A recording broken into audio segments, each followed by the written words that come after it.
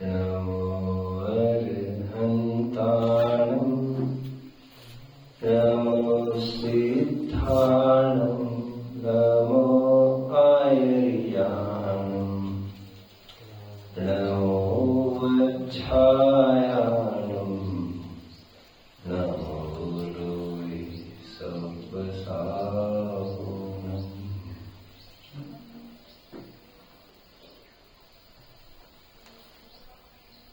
सामान्य बातें सर्वत्र लिखी हुई होती ही है,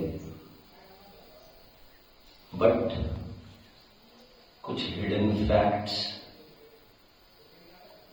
something beyond the pages, secret between the lines को एक्सट्रैक्ट करना ये थोड़ा मुश्किल पड़ता है आम जनों को। इसलिए आज कुछ विशेष चर्चा करूंगा नैगम आदि 7 नयों के ऊपर। वैसे नैगम नय,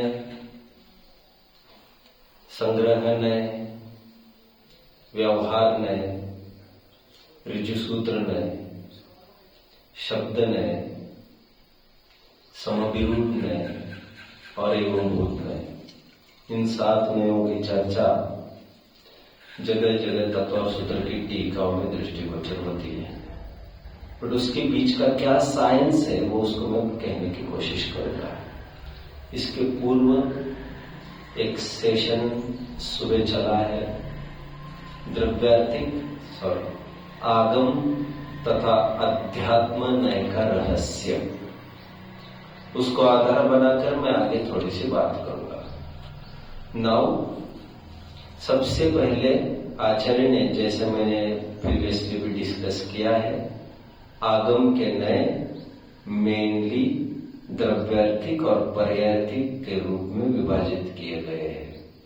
ये ही आगे चलकर द्रव्यार्थिक नय 3 भागों में विभाजित हुआ, नैगम नय, संग्रह नय और व्यवहार नय।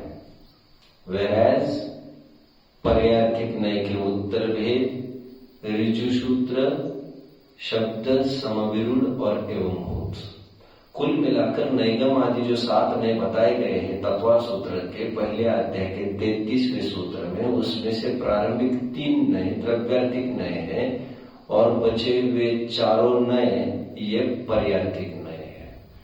क्यों, क्या है साइंस इसके पीछे, उस साइंस की ही मैं चर्चा करूंगा। मैं उसी की चर्चा करूंगा जो ग्रंथों में आम तौर पर लिखी नहीं रहती और हजारों जन्मों में से एक हाथ को ही ये आइडिया आती है कि ये रहस्य है इसके पीछे।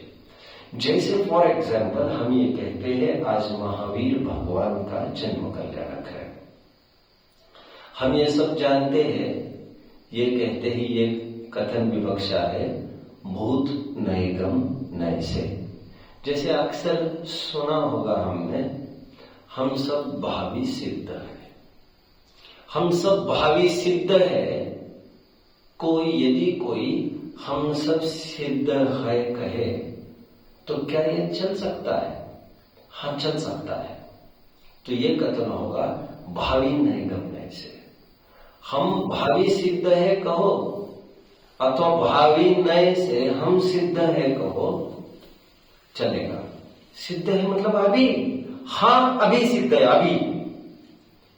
क्या बात कर रहे हैं आप? ये इसे कहते भावी नैगम नय। लेकिन एक द्रव्य निक्षेप तो हमने सुना था, ऐसा 4 निक्षेपों में एक द्रव्य निक्षेप तो सुना था जो ये कहता हो कि वर्धमान का जन्म हुआ, वर्धमान दीक्षा लेके चले गए और वर्धमान भगवान हो गए और फलन फलन। महावीर का जन्म हुआ, महावीर को केवल ज्ञान हुआ और महावीर को निर्वाण हुआ। तो द्रव्य निक्षेप से देखा जाए तो वैसे वस्तुतः विचार किया जाए भाव निक्षेप से तो महावीर का जन्म नहीं होता, क्योंकि जन्मतः उस बालक का नाम महावीर है भी नहीं। उसको होगा और नाम वर्धमान होगा और जो भी कुछ होगा, लेकिन उसका नाम महावीर केवल ज्ञान की अवस्था में दिया गया है। बट अभी से ये कहना अथवा ये कहना भगवान का जन्म कब हुआ, जबकि हम जानते हैं भगवान है उनका जन्म होता नहीं, और जिनका जन्म होता है वे भगवान होते नहीं, क्योंकि भाव निक्षेप से विचार करें तो भगवान जन्मादि 18 दोषों से रहित हुआ करते हैं। फिर भी भगवान का जन्म ऐसा कहना ये द्रव्य निक्षेप से होता है, ये हम निक्षेपों में पढ़ चुके हैं। ठीक उसी तर्ज पर नैगम नय की तरफ से देखा जाए तो आज महावीर भगवान को निर्माण हुआ ऐसा कहना ये भूत नैगम नय से, क्योंकि महावीर तो हो चुके और आज आरोप हो रहा है उनका, और हम सिद्ध आगे होंगे और आज आरोप किया जा रहा है उसका। इसका मतलब ये हुआ या तो अतीत या तो अनागत, इन दोनों पर्यायों का उपचार वर्तमानवत किया जा रहा है। हम ये कह सकते हैं अनिष्पन्न कार्य का निष्पन्नता में आरोप करना। मूल टेक्निकल परिभाषा क्या क्या कहा नैगम नय की परिभाषा, अनिष्पन्नता में निष्पन्नता का आरोप, उसे कहते हैं नैगम नय। अनिष्पन्न मतलब जो अभी हुआ नहीं ये नहीं, दो अर्थ होते हैं अनिष्पन्न के, जो अभी तक हुआ नहीं एक, और जो होकर चला गया है दो, मतलब भूत और भावी दोनों अनिष्पन्न कहलाएंगे, केवल वर्तमान ये निष्पन्न कहलाएगा। इसमें रहस्य का यह है विचार कि अभी कहना महावीर भगवान का जन्म हुआ, जबकि आज महावीर सिद्धावस्था की प्राप्ति किए हैं, और फिर भी हम कह रहे महावीर का जन्म हुआ। इसका मतलब महावीर सिद्धावस्था में जो आज बैठे हैं उनको सीधा लिंक किया जा रहा है चैत्र शुक्ल त्रयोदशी वाले महावीर के साथ। इतना बड़ा लिंक, दो पर्यायों का लिंक जो बहुत दूर दूर खड़ी है पर्याय, है ना, कितनी दूर खड़ी है कहना पड़ेगा। आज की महावीर की पर्याय और चैत्र शुक्ल त्रयोदशी महावीर के जन्म की पर्याय लगभग 2624 वर्ष दूर खड़ी है कहना पड़ेगा। तो 2624 वर्ष दूर दो पर्यायों को हम किसी प्रकार से एक देख रहे हैं, और दो पर्यायों को एक देखने का काम तभी हो सकता है जब उन पर्यायों को सूत्रबद्ध किया जाए। उन पर्यायों को सूत्रबद्ध करने वाला द्रव्य होता है द्रव्य, इसीलिए इसे द्रव्यार्थिक का विषय बोला गया है। आप समझ रहे हैं मेरी बात को, मैंने क्या कहा, आप समझ गए मेरी बात को। अगेन वही जीव जो मारीच था, वही जीव बेसिकली जो जीव पुरुरवा था भी, वही जीव आगे चलकर मारीच बना, वही मारीच का जीव आगे चलकर शेर बना, वही शेर का जीव आगे चलकर महावीर बना। इन सभी पर्यायों का जो अलग अलग स्थान पर खड़ी पर्याय है, कुछ हजारों करोड़ों वर्षों का फासला है दो पर्यायों में, फिर भी एक पर्याय का दूसरे पर आरोपण किया जा रहा है। एक पर्याय का दूसरे पर्याय पर आरोपण तब संभव है, दो पर्यायों का लिंक तब संभव है जब लिंकिंग मटेरियल पास में हो, और लिंकिंग मटेरियल दोनों का द्रव्य होता है द्रव्य, क्योंकि उसी द्रव्य की एक पर्याय का उसी द्रव्य की दूसरी पर्याय में आरोपण किया जा रहा है। कभी ऐसा नहीं होता कि एक द्रव्य की पर्याय का दूसरी द्रव्य की पर्याय में आरोपण किया जा रहा हो, और किया जाएगा तो कम से कम वो नैगम नय तो नहीं कहलाएगा। फिर जब के जो चर्चा करनी वो कर लेंगे, फिलहाल तो वो चर्चा नहीं करेंगे हम। मुझे इतना ही कहना है, एक पर्याय का दूसरे पर्याय पर आरोपण अनिष्पन्न पर्याय में निष्पन्नपने का आरोपण, एक पर्याय का दूसरे पर्याय में आरोपण, बहुत अच्छे से कहना हो तो अनिष्पन्नता का निष्पन्नता में, निष्पन्नता का आरोपण अनिष्पन्न में, यह आरोपण तभी संभव है जब द्रव्य अपेक्षा में एक होना जरूरी है। चलो और थोड़ा बताता हूं। पंचस्तिका संग्रह नाम का एक ग्रंथ है, जबरदस्त उदाहरण है, जबरदस्त। न जाने अच्छों को आंखों के नीचे से कैसे वो खिसक कर निकल कर चला गया, किसी को ध्यान ही नहीं है कि हमने यह पढ़ा दी है। वहां पर सुंदर बात यह आई है, बोलो ये बताओ, जैन दर्शन में जो करता है वो भोगता है या करता एक है भोगता एक है? जब भी यह प्रश्न पूछा जाए तो आम जन इम्पेशेंटली, सडनली, अधीरता से उत्तर देने की कोशिश करता है। समाज से कैसे होगा? जो करेगा वही तो करेगा, और वो एकांत को पकड़ लेता है। और पंचस्तिका संग्रह में बहुत सुंदर हेतु देते समय उत्तर दिया है, कहते हम जैनी दोनों मानते हैं, क्योंकि करेगा एक और भोगेगा वही। ये तो हम मानते जो करेगा वो भरेगा, लेकिन करेगा एक और भोगेगा दूसरा, ऐसे कैसे मानते आप? तो कहते सिंपल, श्रेणिक ने किया, नारकी पिट रहा है, श्रेणिक ने किया, महापद्म भोगेगा।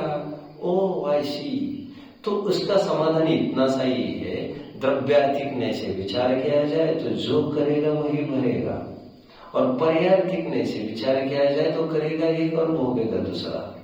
हालांकि पर्यार्थिक से भी जो करेगा वही भोगेगा भरेगा, ऐसा भी संभव है, क्योंकि जिस समय में आकुलता की उसी समय में दुख को भोगा। मैं अभी उसकी बात नहीं कर रहा हूं। तीर्थंकर प्रकृति बांध दी श्रेणिक ने, और तीर्थंकर प्रकृति भोग रहा है वो महापद्म का 13वें गुण स्थान का जीव, तो करेगा एक और भरेगा दूसरा। ये जो पर्यायिक नय से बोला, वो कैसे बोला?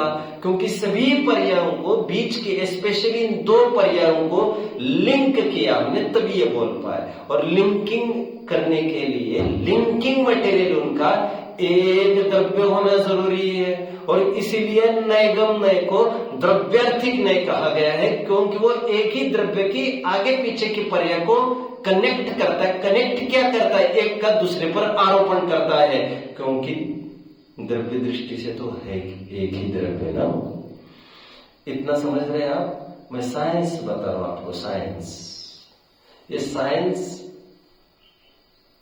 पढ़ने से दो फायदे होंगे, या तो आपने 20 दफे भी पढ़ा होगा और शायद ये क्लिक नहीं किया होगा तो क्लिक कर जाएगा, अथवा यदि कभी पढ़ा ही नहीं होगा और अभी आप पढ़ेंगे तो आप इस क्लिक दृष्टि से पढ़ते रहेंगे।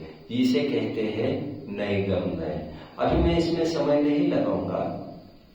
पूर्व नैगम नय, वर्तमान भूत नैगम नय, वर्तमान नैगम नय और भावी नैगम नय, इस प्रकार 3 नैगम नय की चर्चा हमारे ग्रंथों में की गई है। उनके उदाहरण क्या है ये आप फिर से पढ़ लेना, और समझ नहीं हो यहाँ पर तो मुझे 10-15 मिनट के बाद पूछ देना। अभी मैं आपको जिस्ट देने की कुछ कोशिश कर रहा हूं, जो आपको यहाँ वहां नहीं मिलेगी। नैगम नय का और एक अर्थ किया है आचार्य ने। नैगम नय किसे विषय बनाता है? तो कहते हैं आज तक के जितने भी नय थे वे किसी न किसी वस्तु को नय बनाते थे, विषय बनाते थे। लेकिन ये जो नैगम नय है ना, क्या कहना है आपका? वस्तु के साथ अवस्तु को भी विषय बनाता है, ये कहना चाहते हो आप? थोड़ा बहुत आपको ऐसा ही समझना चाहिए, क्योंकि सत के साथ साथ असत को भी ये विषय बनाता है। इस न्याय से भी ये द्रव्यार्थिक न्याय है। द्रव्यार्थिक न्याय क्यों है ये? क्योंकि सत ये द्रव्य का लक्षण है, और असत काल्पनिक कुछ, उसे भी हमने विषय बनाया। तो किसने विषय बनाया? ये विषय बनाया नैगम नय ने। तो यहां पर एक द्रव्य की पर्याय का, एक पर्याय का दूसरे पर्याय में आरोपण वाला नैगम नय नहीं है। ध्यान रखना। यहां पर सभी द्रव्य इन कॉमन उसको देखा जा रहा है, एक साथ देखा जा रहा है, अथवा एक रूप देखा जा रहा है सभी द्रव्यों को। सभी द्रव्य मतलब सत प्लस असत। तो इस न्याय से इसे द्रव्यार्थिक नय का विषय कहा। यह नैगम नय का समझाने की दूसरी स्टाइल है। समझ रहे आप कि भारी पड़ रहा है कुछ? बहुत बढ़िया। ये मुझे फीडबैक चाहिए, जरूरी है ये, क्योंकि बहुत कॉन्सेंट्रेटेड होगा तो फिर क्या फायदा है, आपको समझ में नहीं आएगा तो। और मुझे फिलहाल मूड एकदम सादी चर्चा करने का नहीं है। I am trying to serve what each and every I can't read, so I am trying to serve that way. Next, नैगम नय के बाद संग्रह नय की मैं बात करता हूं. Now संग्रह नय, as the name says, यह कलेक्टिवली वस्तुओं को, कलेक्टिव वस्तुओं को विषय बनाता है. लेकिन किस रूप बनाता है? एक रूप बनाता है. Therefore that is called संग्रहणय. क्योंकि 10 बनानाज है, बट बंच एक है, तो एक बंच को विषय बनाने वाला संग्रहणय है. हम उदाहरण ले सकते हैं. मराठी आप समझते थोड़ा बहुत? समझते होंगे तो अच्छे. हिंदी के शब्द, हाँ, आपका ध्यान है कि देखो यहाँ पर ये मोबाइल बंद हो गया. चालू है. ओके, ठीक है. मराठी यदि समझते होंगे, मुझे हिंदी वर्ड नहीं आ रहा है, आपको ख्याल में है तो मुझे बता देना. फणी कहते, फणी नहीं समझे आप? अच्छा, फणी नहीं, केले रहते, केले, उसको जोड़ने वाला जो डंठल है, डंठल, तो वो एक डंठल सबको जोड़े रखता है, केला. फणी कहते उसे. नाक के फण की बात नहीं कर रहा हूं मैं फिलहाल. वो जो ऊपर का पार्ट है उसे मराठी में फणी कहते. फणी, केळ्याची फणी. हाँ, तो इसे कहेंगे केले का डंठल टाइप कहेंगे हम. तो केले 12 है, लेकिन उनको जोड़ने वाला डंठल एक है. एक छत्र में वे सब खड़े हैं. डंठल अपेक्षा वे सब एक है. उस न्याय से यदि विचार करें हम, जितने भी द्रव्य है वे सब एक है. एक है मतलब एक ही कैटेगरी के, उसमें कैटेगरी भेद नहीं है. What is that category? The category is सत. They all are present, they all exist. उन सब की हयाती है, वे सब है. यह है उनका कॉमन फैक्टर है. यह है बना इन समस्त द्रव्यों को एक द्रव्य का आरोपण करना. जैसे फॉर एग्जाम्पल, ये सभी जीव है और हमने कहा यहां पर जीव ही बैठे हैं अकेले, तो हमने एक ही जाति की तरफ संकेत किया. हम अकेले ही है यहां पर, ऐसा बोला जीव की तरफ. तो हम सभी द्रव्य में एक द्रव्य का आरोपण किया. देयरफॉर दिस इज द्रव्यार्थिक का विषय. सभी द्रव्यों को, थोड़ा आपको पता होगा, यदि असमान जाति द्रव्य पर्याय, समान जाति द्रव्य पर्याय, नाम तो सुने ही आप लोगों ने. इसे क्या कहते भैया? इसे पर्याय कहते हैं. पर्याय हम लोग ये समझते हैं कि पर्याय कौन से गुण की है. अरे भाई, ये गुण की पर्याय है ही नहीं. जो किस गुण की है इसमें माथा को जलाना पड़े तो गुण पर्याय के अलावा द्रव्य पर्याय भी होती है. तो ये किस गुण की होने का सवाल नहीं है. यहाँ पर अनेक द्रव्यों का एक कॉम्बिनेशन, उसको भी हम द्रव्य कहते हैं. वहां पर तो हालांकि पर्याय कहा, क्योंकि वो एक पिंड के रूप में, वो ये अलग पार्ट है. यहां पर सबको हम सब के रूप में देख रहे हैं. यहां पर कोई जीव और पुद्गल की ही बात नहीं चल रही है. यहां पर जीव, पुद्गल, धर्म, अधर्म, आकाशकाल, इन सबको सब के रूप में ग्रहण करना कि वे है, ये कॉमन फैक्टर के रूप में इन सभी द्रव्यों को एक कैटेगरी में लाया. इसीलिए ये होता है द्रव्यार्थिक का विषय, संग्रहण है. आगे बढ़ता हूं. सभी जीवों को, अनंत जीवों को कहना एक, ये जीव. समस्त विश्व को हम 2 भागों में विभाजित कर सकते हैं. 2 भाग, जीव और अजीव. तो जीव को एक ही कैटेगरी में डाल दें, फिर द्रव्यार्थिक नहीं. तीसरी बात, नैगम, संग्रह, व्यवहार की बात करता हूं. व्हाट इज व्यवहार में? जैसा सुबह भी कहा है मैंने समझाते समय, व्यवहार का अर्थ भेद. सो व्यवहार, हालांकि यह अध्यात्म नय का व्यवहार नहीं है, वो थोड़ा अलग भी वर्क कर सकता है, एक ही भी द्रव्य में टुकड़े कर सकता है.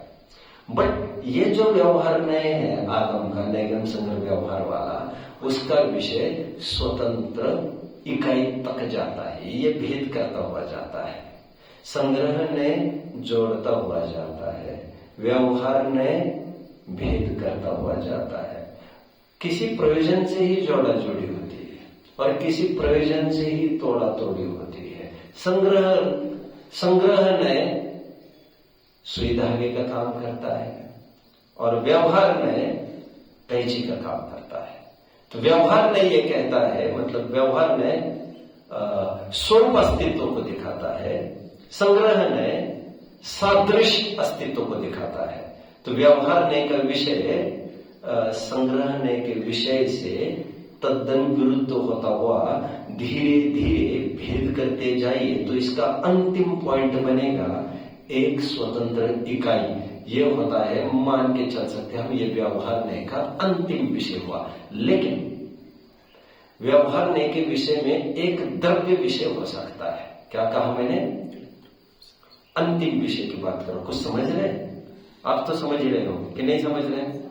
समझना तो जरूरी है। संग्रह किए हुए जो 6 द्रव्यों का अपन ने एक किया, उसमें से भेद करते करते करते अंतिम एक द्रव्य तक जब पहुंचेंगे उतना व्यवहारने का विषय केवल वो एक द्रव्य नहीं है। प्लीज आगे आगे। व्यवहार ने अपना काम करते करते उसका अंतिम पड़ाव वहां तक है, मैं ये कह रहा हूं। आगे हमने कहा एक विश्व है। इस समस्त वस्तुओं को हमने कितना टर्म किया? एक। लेकिन उसका नाम क्या दिया हमने? यह सब एक विश्व है। विश्व दो नहीं होते हैं जाति और संख्या के अपेक्षा, विश्व एक ही है।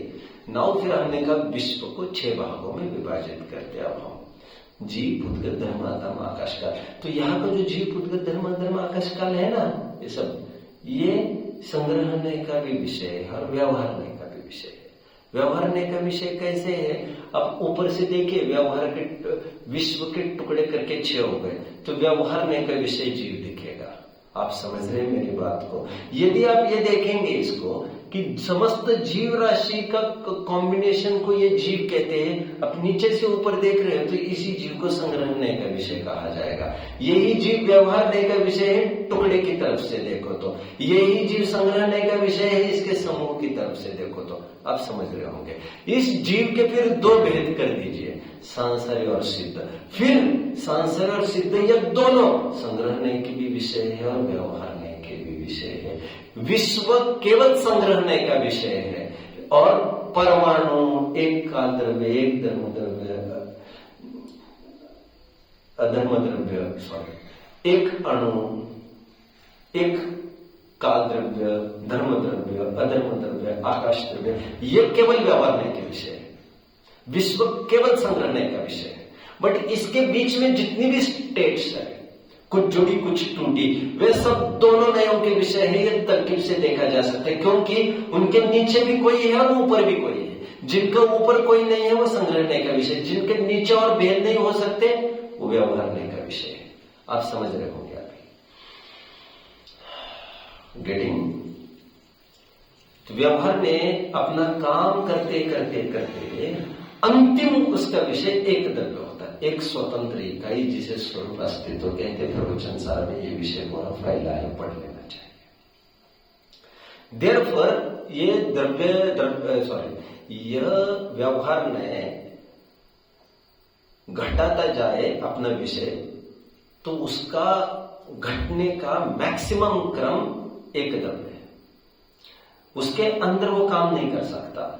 देयरफॉर उसे कहते हैं द्रव्यार्थिक नय। इस विधि से नैगम नय, संग्रह नय और व्यवहार नय, ये तीनों द्रव्यार्थिक नय कहलाते हैं। आगे की मैं बात करता हूं। ऋजु सूत्र नय की बात करते हैं, जो पर्यार्थिक नय है। अब ये क्या कहता है? कहते हैं जिस समय में वो सम्यक तो सन्मुख मिथ्या दृष्टि है, इस सम्यक तो सन्मुख मिथ्या दृष्टि को नैगम ने जब देख रहा था तो उसे सम्यक दृष्टि देख रहा था। नैगम ने अनिष्पन्न कार्य का, निष्पन्न कार्य का आरोपण अनिष्पन्न में कर देता है। सम्यक तो सन्मुख जो मिथ्या दृष्टि खड़ा है उसको सम्यक दृष्टि बोल देता है। आप समझ रहे हैं? अरे जो मंदिर में ही आते उनको स्थूलता से हम सम्यक दृष्टि कहते ही है ना, कोई आत्मानुभव की बात थोड़ी, चरणानुयोग उनको सर्टिफाई कर ही देता है। उसी तर्ज पर सम्यक तो सन्मुख मिथ्या दृष्टि को सम्यक दृष्टि कहा जा सकता है, नैगम नय से, क्योंकि आगे पीछे की पर्याय को जोड़कर बात कर रहा है वो, और जोड़ने वाला एक द्रव्य, देयरफॉर दैट इज द्रव्य टिकने का विषय। बट यदि पर्याय की तरफ से देखो, जो मैं अभी कह रहा था, करेगा एक और भोगेगा दूसरा, श्रेणिक ने किया है और महापद्म भोगेगा उसको, तो श्रेणिक की ही पर्याय देखी जा रही है, वहां पर महापद्म से कोई लिंक नहीं देखी जा रही है।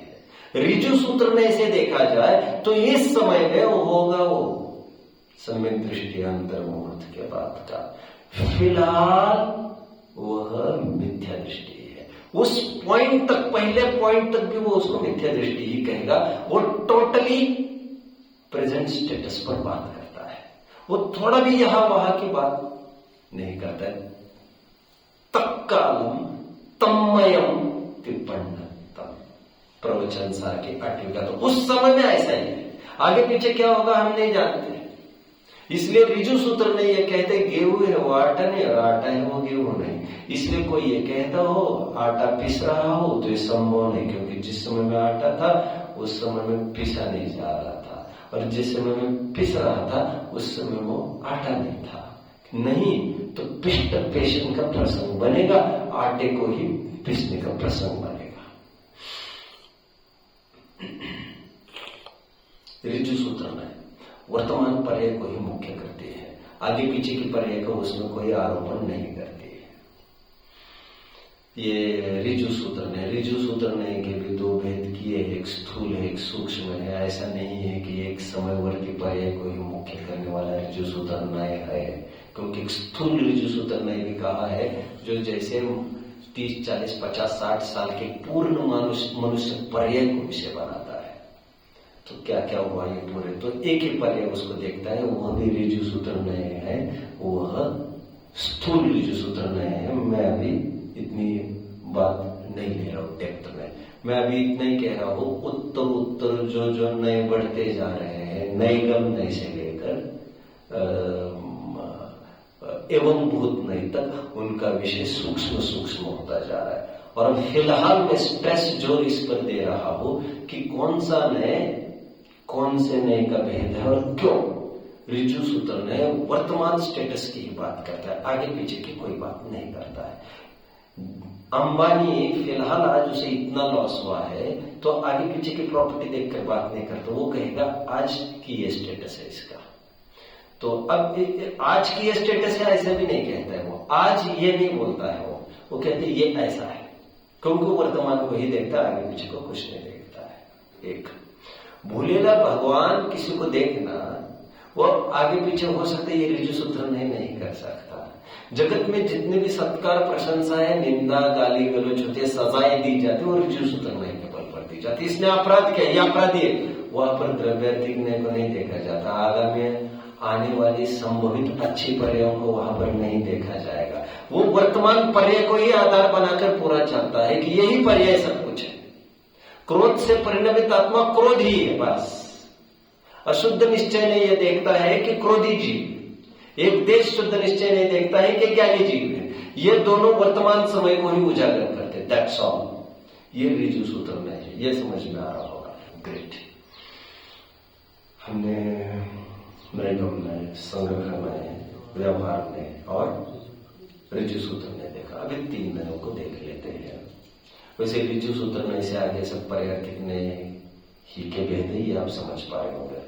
अभी सिंपल मोक्ष मार्ग प्रकाशक का यदि आपने पेज नंबर 5 पढ़ा होगा, 5 पढ़ा है मोक्ष मार्ग प्रकाशक? नहीं, रिसेंटली नहीं पढ़ा होगा। रिसेंटली तो मैंने भी नहीं पढ़ा है वैसा, लेकिन इतना तो हमें पता होना चाहिए क्योंकि विषय ही बहुत पॉपुलर है ये। वहां पर समविरूढ़ और शब्दने की चर्चा है 5 नंबर पेज पर। वहां पर उदाहरण कुछ दे रहे और सिद्धांत कुछ गठित कर रहे हैं। प्रश्न शंकरकार का यह था कि आचार्य ये सब आचरण आचराते हैं। आचरण के आपने इतने, आचार्य के आपने इतने सारे गुण कहे, स्पेशली अपने 6 आवश्यक कहे आचार्यों के। आपने 3 गुप्तियां कही आचार्यों के, आपने 10 धर्म भी कहे, आपने 12 तप भी कहे, आपने 5 आचार भी कहे, आचार्य के 36 गुणों में। तो जब आप ये गिना रहे थे, देन आई वाज थिंकिंग 10 धर्म 12 तप, ये तो आम मुनियों में पाए जाते हैं, तो ऐसा फर्क क्यों किया जा रहा है, आचार्यों के गुण क्यों किए जा रहे हैं? तो वहां पर शंका करके शंका का समाधान करते हुए टोडर मुझे कहते हैं, तू शब्द नय और समविरूढ़ नय को नहीं जानता। कहते हैं जैसे लोक में वैसे विचार किया जाए, शब्द नय ये कहता है गमन करे सो गाय, गो धातु से बना गाय शब्द, जो गमन करे सो गाय। अभी इस स्थिति में जितने आदमी गमन कर रहे वे भी गाय कहलाएंगे, जितने पेड़ पौधे मुझे हिलते दिख रहे हैं, जो झंडा हिलता दिख रहा है, जो भी गमन कर रहा है वो सब गाय कहलाएगा। और इस लपेटे में काफी जीव और काफी पुद्गल आ जाएंगे। बट समविरूढ़ ये कहता है कि माना शाब्दिक अर्थ ऐसा ही है, गमन करे सो गाय माना, बट ऐसा होने पर भी यह रूढ़ हो गया है, यह एक ट्रेंड हो गया है, यह कॉमनली डिसाइड हो गया है कि इसे हम गाय कहेंगे। शब्द ने ये कहते ये तो बैठी है, ये तो घूम ही नहीं रही है, तो इस समय में वो गाय नहीं है। शब्द ने का कहना सही है, शाब्दिक रूप से वो अभी गाय नहीं है क्योंकि गमन नहीं कर, लेकिन समविरूढ़ ने कहता है बट ये प्रचलन में अभी आ चुका है। Now you will have to accept this thing. अभी शाब्दिक अर्थ नहीं भी बन रहा हो तो उससे कोई फर्क नहीं पड़ता। ये हो गया शब्द ने और समविरूढ़ ने का अर्थ। ये मिलता जुलता नाम निक्षेप जैसा काम है, हम ये कह सकते हैं। नाम ऐसा है लेकिन काम कुछ भी नहीं करता ऐसा, तो कहते हैं रूढ़ हो गया है। तो वह नाम निक्षेप बोल रहे थे और यहां पर क्या कह दिया, ये शब्द ने और समविरूढ़ ने। तो टोडरमन जी समाधान ये कर रहे हैं, शब्द में से देखा जाए तो सभी उपाध्याय है, सभी साधु है और सभी आचार्य है। बट आचार्य उपाध्याय साधु ये टर्म्स शब्द नय से नहीं है, ये समविरूढ़ नय से तय हुआ है कि फलाने आचार्य और फलाने उपाध्याय है। ऐसा नहीं है कि आचार्यों को द्वादश अंक का ज्ञान नहीं है, हो भी सकता है, लेकिन फिर भी आचार्य कहलाएंगे, उपाध्याय तो नहीं कहलाएंगे। और ऐसा नहीं है कि उपाध्याय गुप्तियों को और धर्म को नहीं पालते हैं, अच्छे से पालते हैं। कदाचित किसी को टोकते भी होंगे, किसी को शिक्षा भी देते होंगे, चाहे जो भी कुछ करते होंगे, लेकिन उनको रूढ़ हो गया है उपाध्याय कहना। शब्द नय और समविरूढ़ नय समझ में आता है। नाउ अंतिम एवं भूत नय। एवं भूत नय ये बताता है इस प्रकार है, एवं इस प्रकार, भूत है वह और भी प्रिसाइजली बात करता है। वो ये कहता है, फॉर एग्जाम्पल बताया जाता है कि पुजारी जी को यहां बुलाओ, पुजारी जी प्लीज टेबल थोड़ा उठाकर यहां रखिए ना। तो एवं भूत नहीं ये कहता है पुजारी टेबल कभी नहीं उठा सकेगा। क्या बात कर रहे हो, मेरे सामने उठाया, अरे तुम क्या बात कर रहे हो, 3 काल में उठा नहीं सकता, क्योंकि पुजारी केवल रक्षा ही करने वाले को कहते। एवं भूत ने ये कहता है इस समय में ऐसा है, वो भी आगे पीछे की बात नहीं करता। तो आम जन प्रश्न पूछते हैं लोग, तो फिर ऋजु सूत्र नय में एवं भूत नय में क्या अंतर पड़ गया है? क्योंकि वो भी तद्रूप परिणमन को ही उतनी ही पर्याय वो देखता है ऋजु सूत्र नय, एवं भूत भी वही देखता है। फर्क ये है अंतिम 3 नय, शब्द नय, समविरूढ़ नय और एवं भूत नय, ये व्याकरण के नय है। व्याकरण के नय मतलब क्या? व्याकरण के नय मतलब इनका विषय वस्तु होता है, बट वो ग्रामेटिकली होता है, मतलब उसमें शब्द अलंकार मुख्य हो जाता है, भाषा शैली मुख्य हो जाती है, उसकी शब्दावली मुख्य हो जाती है, उसका प्रेजेंटेशन, उसका प्रतिपादकपना उसको वो विषय बनाता है, उसके जरिए वो वस्तु को विषय बनाता है। इसीलिए कहा जाता है अंतिम के 3 नय व्याकरणगत है। यह मैंने एकदम स्थूल अर्थ 7 नयों का बता दिया है, उनका विषय स्थूलता से किस प्रकार सूक्ष्मता की ओर है ये समझ लेना चाहिए। मैंने भी 2-3 घंटा इस पर कभी बोला है स्पेशली, उसे रिफर करना चाहिए।